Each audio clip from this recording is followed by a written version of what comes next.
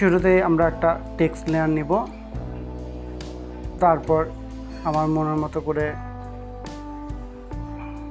Font নিয়ে নিচ্ছি। আমি টেক্সটটাকে লিখলাম বাংলাদেশ। আমি ফন্ট স্টাইলটা ঠিক করে নিচ্ছি।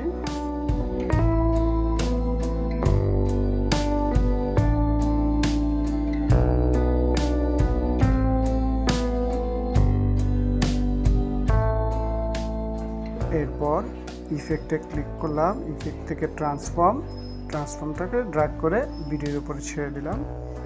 ইফেক্ট কন্ট্রোল, তারপর পজিশনে ক্লিক করে আমি জাস্ট লেফট সাইডে আউট করে দিলাম। 15 ফ্রেম সামনে গিয়ে আমি আবার আগের পজিশনে নিয়ে আসলাম, অর্থাৎ আমার আগের পজিশন ছিল 960, আমি আবার 960 করে দিলাম। রাইট বাটন ক্লিক করলাম, ইজ ইন করলাম, লাস্ট পয়েন্টটাকে ইজ আউট করে দেব। ওকে, এবার আমি যাব অপাসিটিতে। ফার্স্ট ফ্রেমে আমি অপাসিটিটাকে 0 করে দেব, 10 ফ্রেম সামনে গিয়ে সেটাকে আবার 100 করে দেব আগের মতো। 0 100। এখন আমি ইউজ কম্পোজিটটাকে উঠিয়ে দেবো, এটাকে 360 করে দেবো।